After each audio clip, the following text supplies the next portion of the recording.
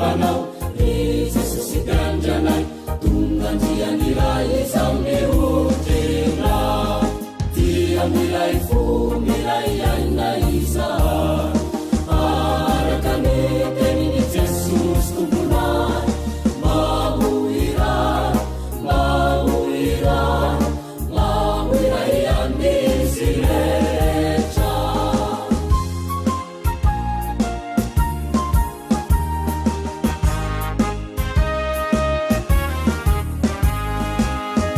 fanay masino ianao no mampiray mampikambana anay miray fitoanonao ity fikambanana masina kao satarinay aty milanitra dia miray fo miray aina izay araka ny teniny Jesosy tomponay mahoira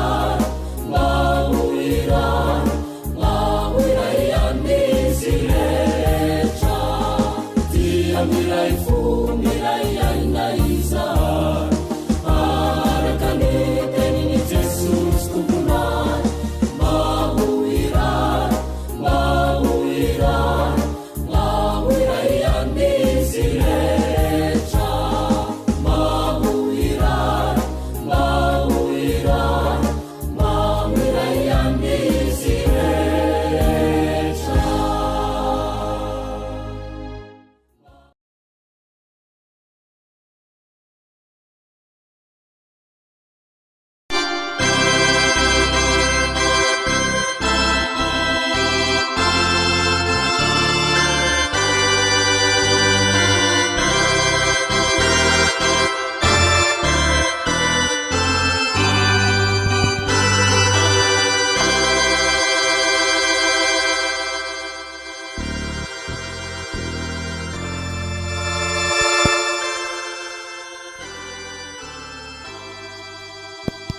Isa ary vavaka isika rehetra.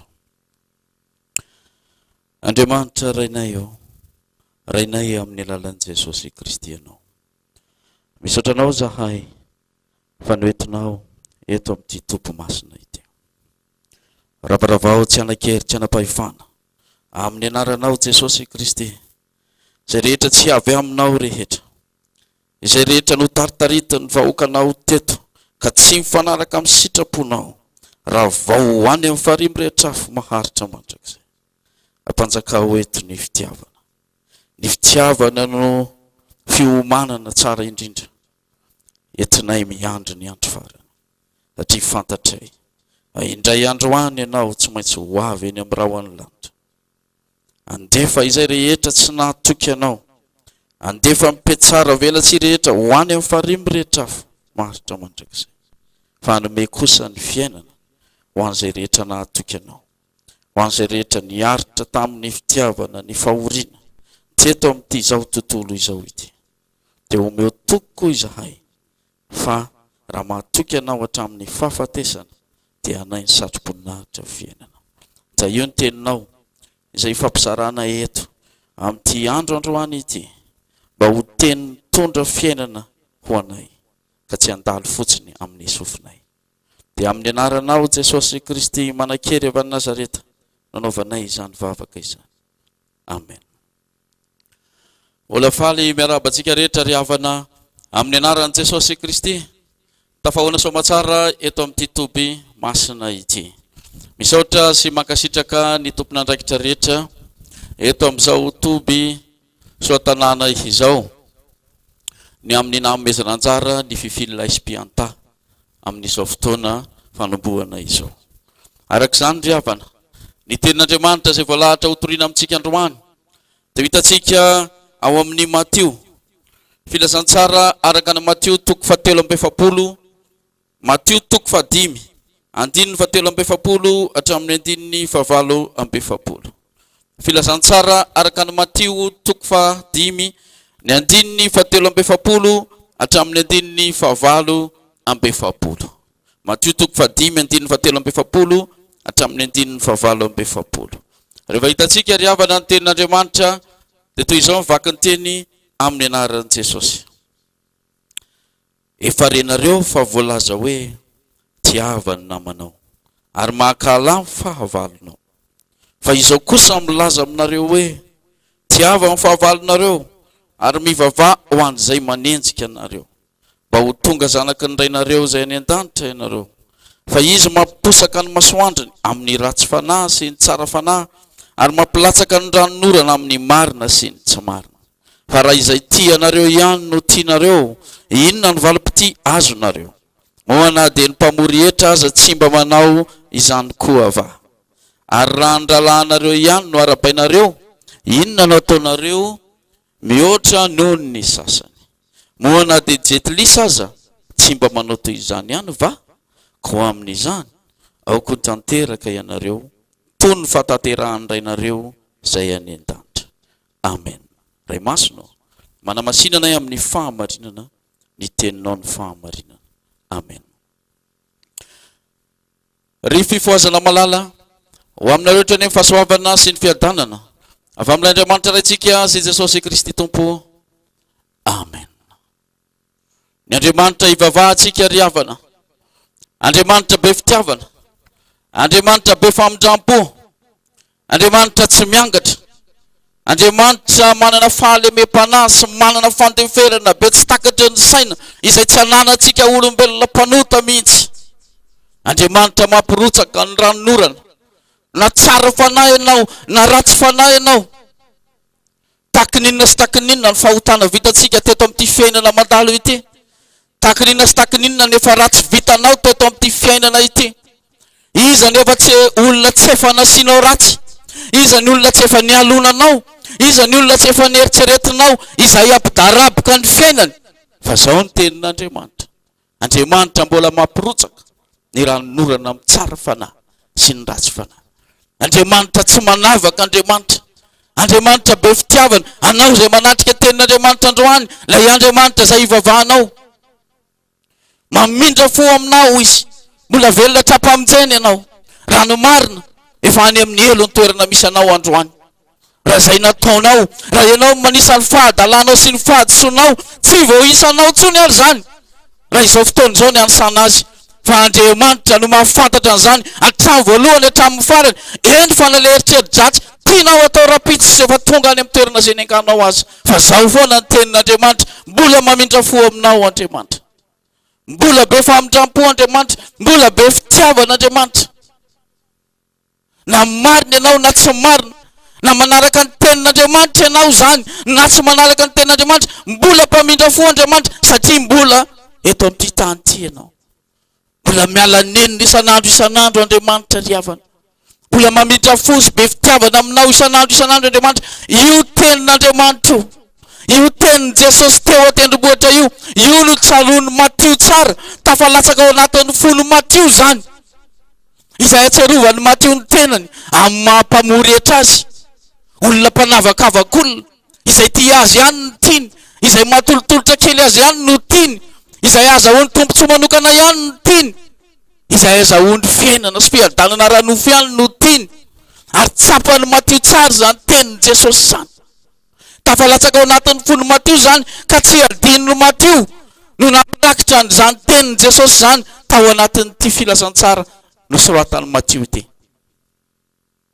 Ny olona tena bebaka riavana, ny olona tena mahatsapa ny fitiavan'Andriamanitra riavana, dia manao fanekempinoana tahaka ny Matio reny. Manolo tena feno an'Andriamanitra, tsy mba manolo tena fihetsarambelatsy tahaka n'izay ataon'ny sasany eo amin'izay fanoloran-tena anaovana ny asan'Andriamanitra, ka endrika ivelany fotsiny, fitiavan-tena fotsiny, fitadiavana tombontsoa amin'Andriamanitra fotsiny indraindray. Fa tena manolo tena ho an'Andriamanitra, na amin'ny fotoana, na inona ady, na inona olana, na inona zavatsarotra eto amin'ity fiainana ity, Jesosy Kristy irery ihany, izay ihany ny fiainam-panompon'Andriamanitra rehefa mahatsapa ny fitiavan'Andriamanitra izy.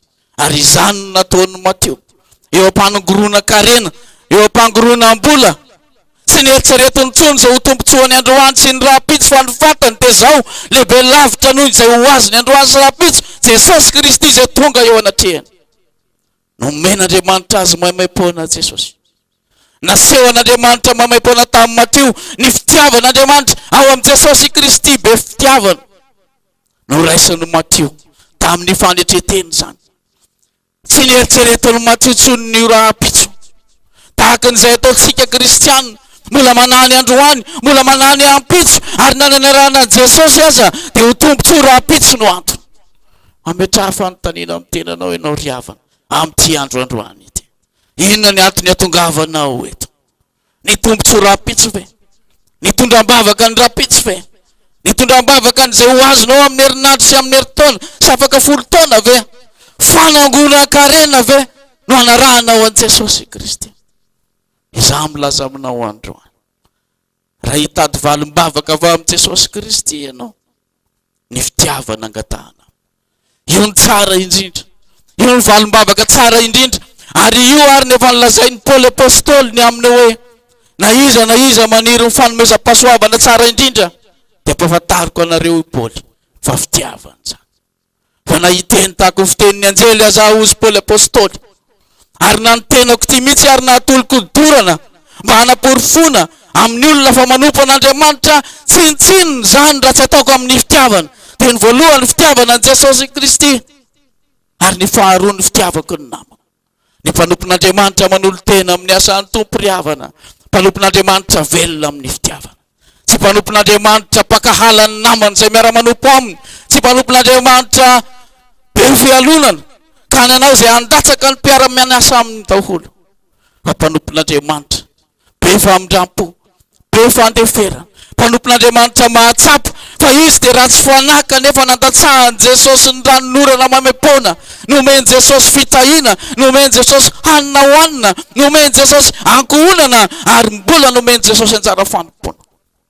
Izany tena mpanompon'Andriamanitra ry havana amin'ity fotoana androany ity.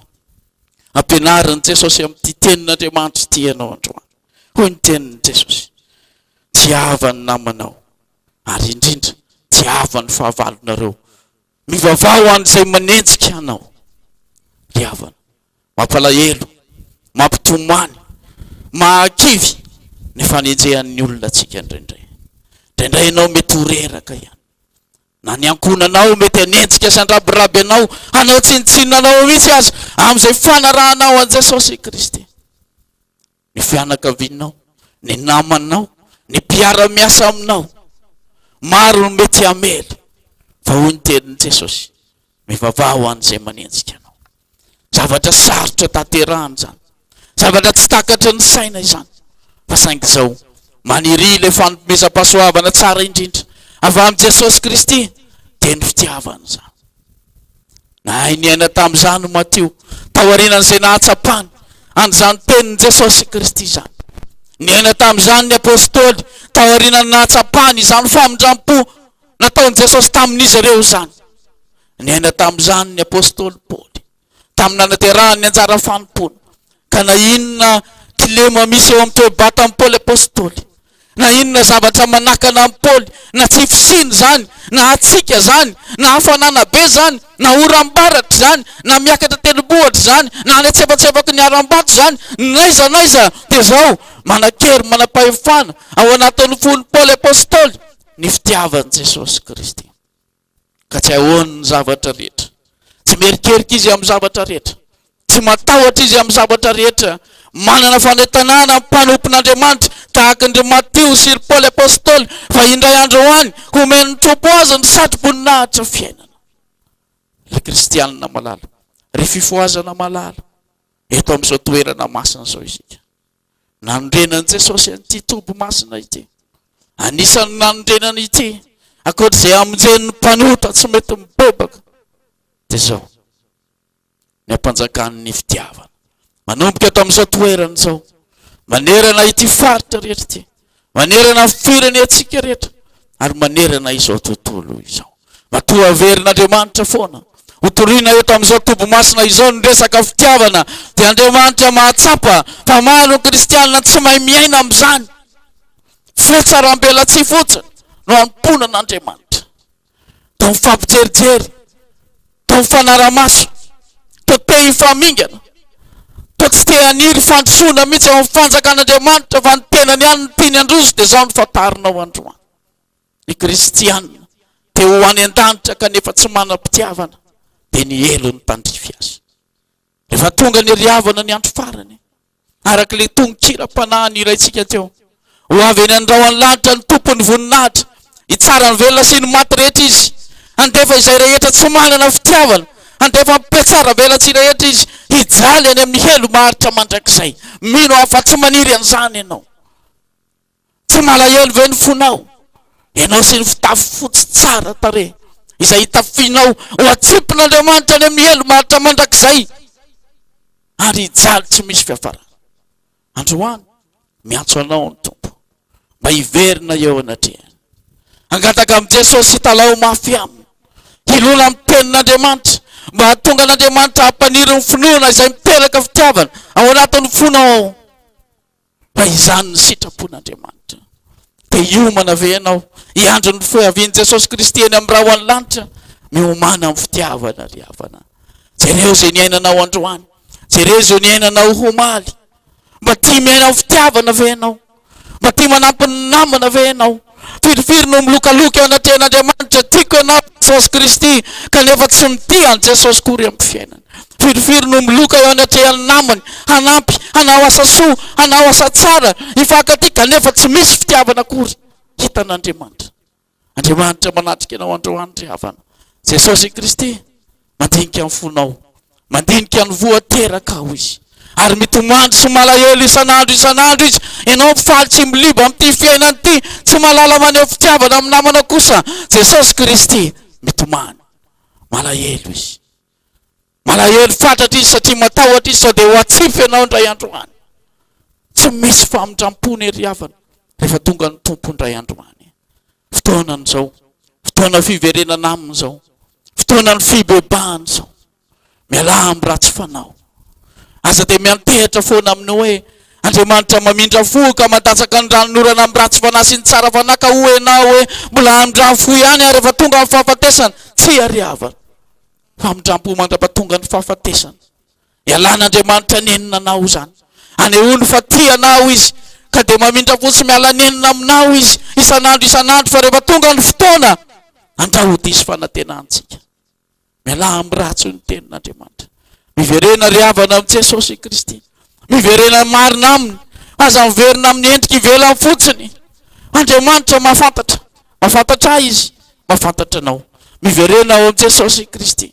Rehefa tonga izy indray androany, nahitanao naharitra amin'ny fitiavana sy ny fanompona azy, ny rehetra foana ny jirinao mandra-piavin'i Jesosy Kristy, dia izao no lazainao aminao amin'izany: ry mpanompoko, niharitra ianao, nijaly ianao, ny aina tamin'ny fitiavana ianao noho ny finoana.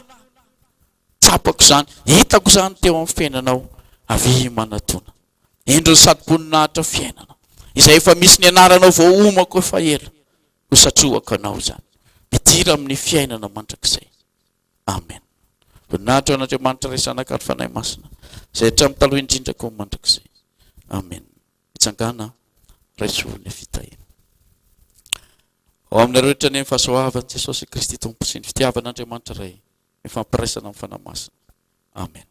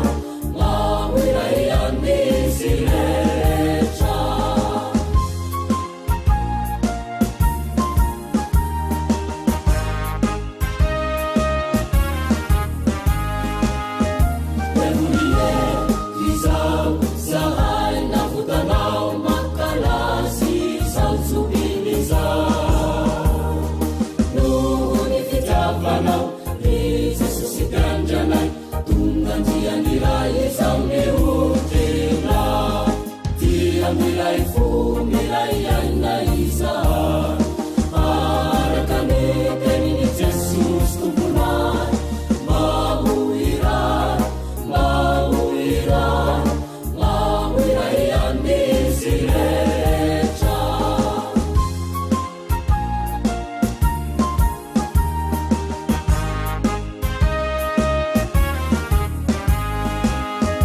fanay masino ianao no mampiray mampikambana anay miray itoanonao ity fikambanana masina ka usatarinay aty milanitra dia miray fo miray aina iza araka ny teniny Jesosy tomponay mahoiray mahoiray mahoiray anizy rehetra dia miray fo miray aina iza araka ny teniny Jesosy tomponay mahoiray mahoiray mahoiray anizy rehetra mahoiray mahoiray mahoiray anizy rehetra mahoiray mahoiray anizy rehetra mahoiray mahoiray mahoiray anizy rehetra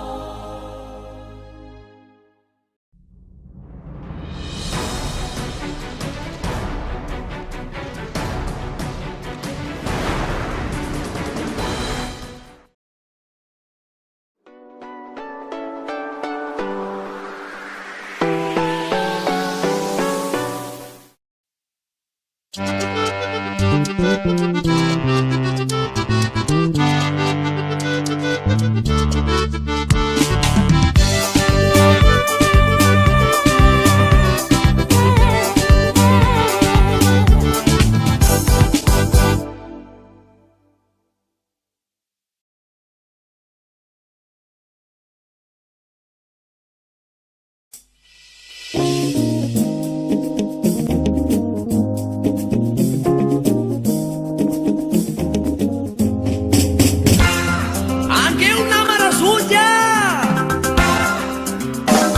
Che vuoi cosa la spalla? Appana meu!